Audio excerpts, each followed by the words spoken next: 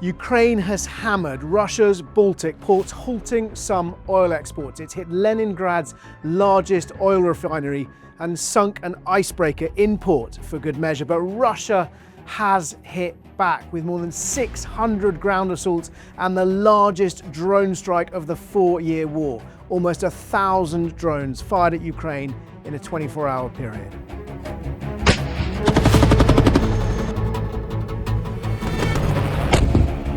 Kharkiv again. My name is Jerome Starkey. I'm the defense editor at The Sun, and this is Frontline, your weekly roundup of the most important news from the war in Ukraine. It's been dominated by spectacular strikes around the Gulf of Finland, the eastern end of the Baltic Sea. Ukraine has hit targets in Primorsk, in Vyborg and Ust-Luga, all port cities, and a refinery east of St. Petersburg. On the 23rd, we saw a strike in Primorsk. On the 25th of March in Ust-Luga, and an icebreaker moored in Vyborg was sunk. On the 26th of March, there was a major Russian oil refinery hit in Kirishi, that's 70 miles southeast of St. Petersburg. And most recently, March 27th, there was a second strike on Ust-Luga. I'm going to talk through them slightly more slowly, explaining what happened and why it matters. In Primorsk, on the 23rd of March, a Transneft oil terminal was hit. That can export up to 1 million barrels of oil a day, reportedly hit by some 70 drones. Russian officials saying that 240 drones were fired by Ukraine at targets across Russia. In that strike, we understand Ukraine aimed for a fuel tanks and oil loading infrastructure. That appears to have been a trend this week. St. Petersburg airport was briefly closed overnight during those strikes, and we heard reports of an S-300 air defense missile exploding near a Viscom factory. That's a weapons, parts and ammunition factory south of St. Petersburg. Not clear if that was being targeted or if the Ukrainian drones were flying past it. On the 25th, we saw the first strike on the port of Ust-Luga, that is on the southern edge of the Gulf of Finland, and a corresponding attack on Vyborg to the north. Ust-Luga, Russian officials said that was the largest Ukrainian drone strike of the year. Some 389 one-way attack drones fired from Ukraine at Russia, at least 56 of them around Leningrad. That's where these ports are located. Ust-Luga is significant because it exports around 60% of Russia's naphtha exports. That is a petroleum, that is a crude oil distillate, which is used in manufacturing, can be used for things like making plastics. Ust-Luga significant because it plays such a key role in that export, but also of heavy fuels as well. In Vyborg, we saw a Coast Guard, an FSB Coast Guard Arctic icebreaker listing badly after what appeared to be a strike by a small aircraft, a drone, a Ukrainian drone based on a small aircraft that can reportedly carry a really large warhead, which might explain why that Project 23550 icebreaker patrol ship was in so much trouble. There are only 4 of these icebreakers in production. Only one of them is in service. We understand the one that was hit was called the Purga. That's the third one that's due to come into service. The only one operational now, the Ivan Papanin, was launched last year. These are significantly bigger, for example, than the Royal Navy's only ice patrol ship. They displace about 9,000 tons. They're more than 100 meters long. That's compared to about 5,000 tons, 90 meters for HMS Protector, the Navy's Antarctic icebreaker.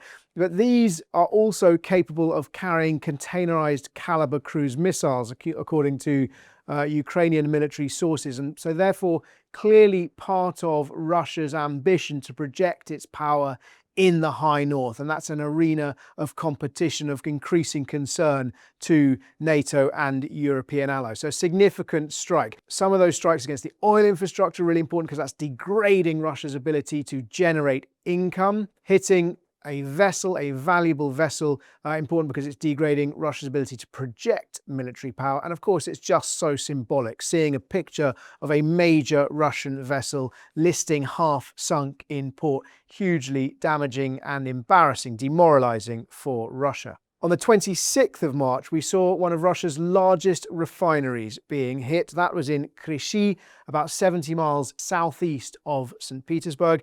That was and I'm going to have to struggle to pronounce this, the Krishnefteorg Intez refinery, reportedly refining up to 7% of Russian oil, around 350,000 barrels per day. Now, that has been hit before. It was hit last October. That strike hit a part of the plant that produced around 40% of its total capacity. And it's worth noting that it was around that time, end of 2025, that Russian oil exports dipped to their lowest levels since 2022. So this does have an impact. These concerted Ukrainian attacks on Russian oil infrastructure does have an impact.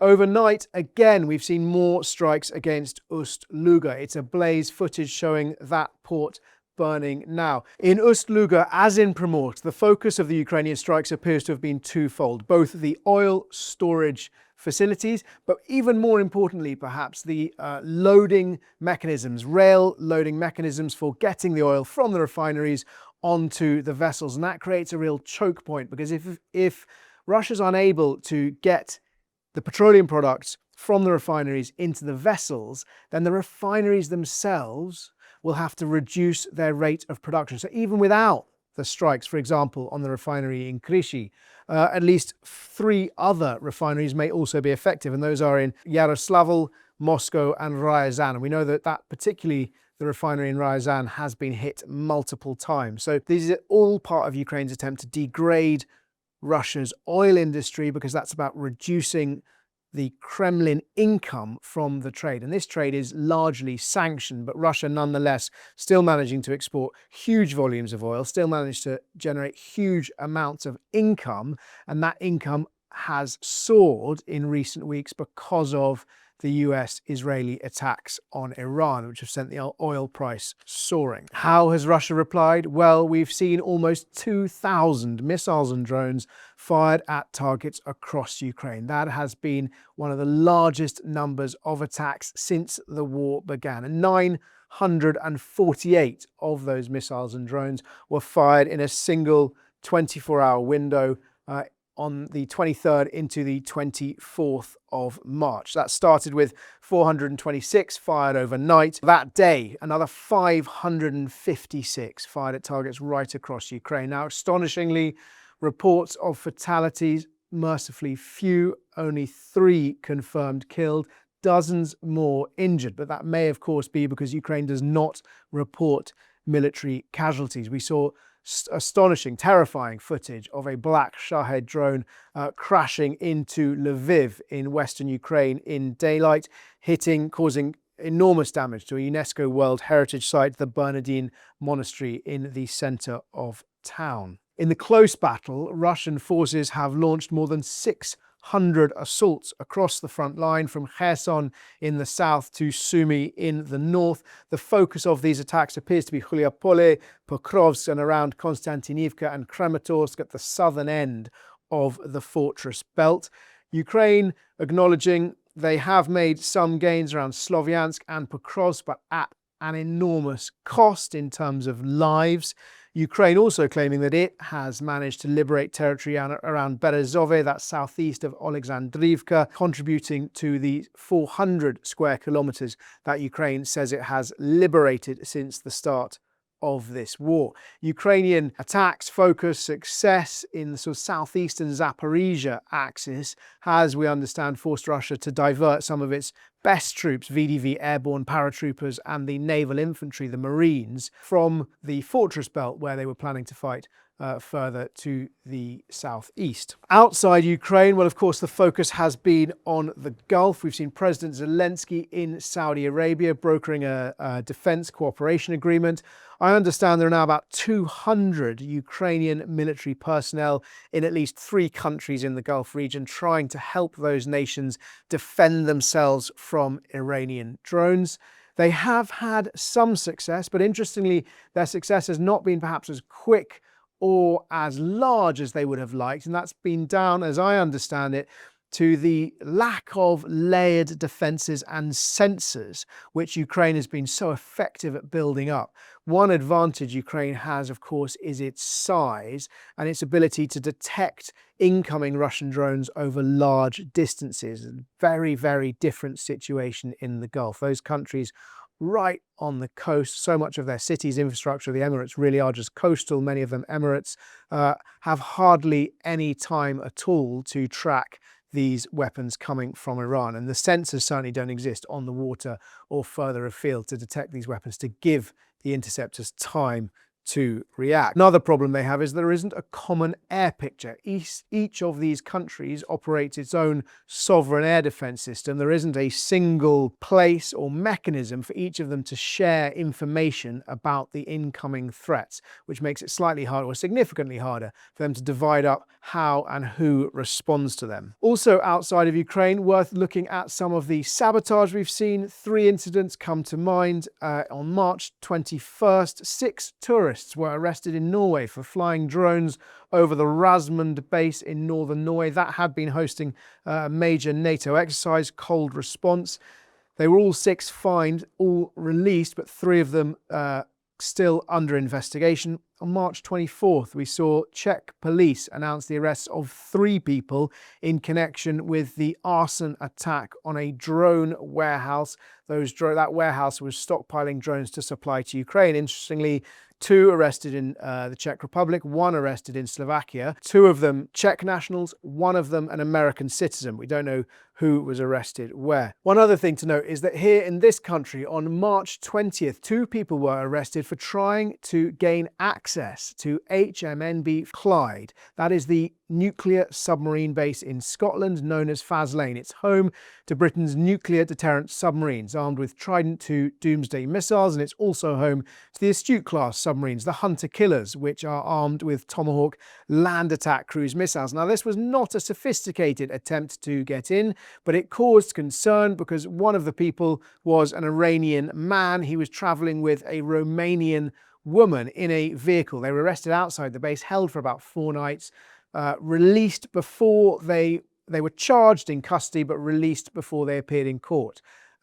Charges dropped against the woman. The Iranian man, officials are still investigating him, they said. Final thing before we get to questions, I want to talk about the Russian Shadow Fleet, because that links into where we started. The Shadow Fleet, of course, you know, are the vessels, the oil tankers, which are helping Russia evade international sanctions to sell its oil around the world.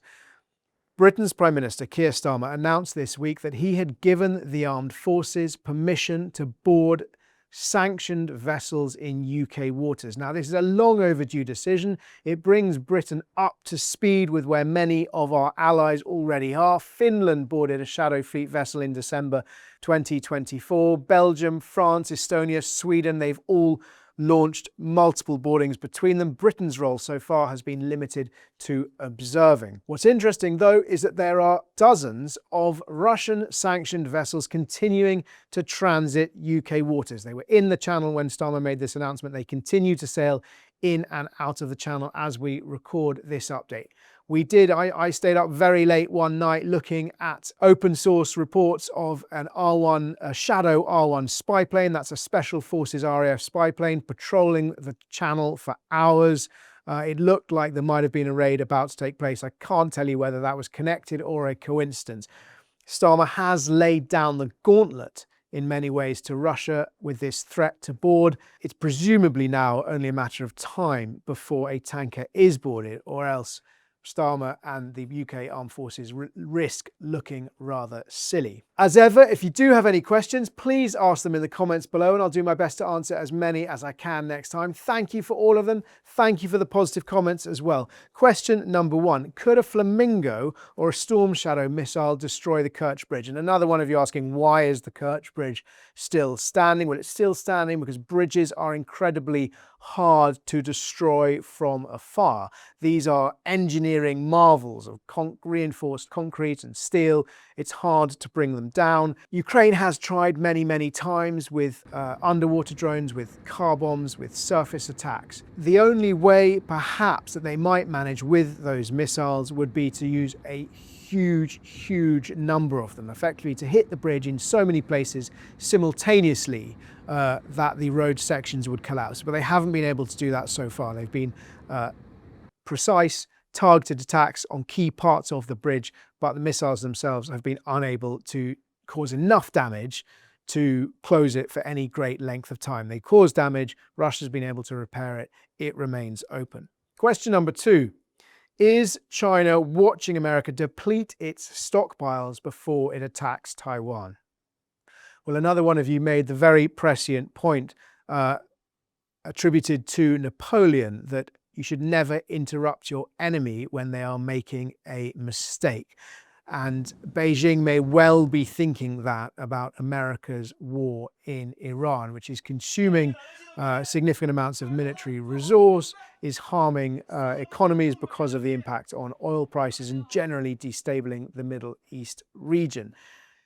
It'll be having another effect as well. I think it's fair to say that Donald Trump may well have gone into this conflict in Iran because he was buoyed by American military success in Venezuela. From a military point of view, the operation to snatch Nicolas Maduro from Venezuela was a success. That can lead politicians to believe that intervention is easy. We've seen that in the past. We saw that in the 90s, leading us into Gulf War II. We may have seen that now lead us into the war in Iran. So there'll be two consequences, not just America depleting its stockpiles, but also going from eager to weary, so that once America is war weary, it might be less likely to intervene or stand up to China were China to challenge Taiwan militarily. And we saw that weariness affect the US and allied response to Syria. When Bashar al-Assad used chemical weapons, the US and certainly the UK refused to take stronger action, I think largely because they were scarred by the experiences of the war, particularly in Iraq, but also in Afghanistan. Third question, have drones made armor irrelevant?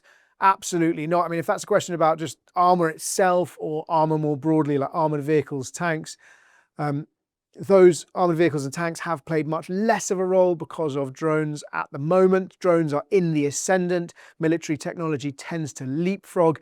And what we may well see, for example, I was talking to somebody in the UK establishment recently who was talking about how actually armored vehicles could be repurposed as drone carriers. So are they irrelevant?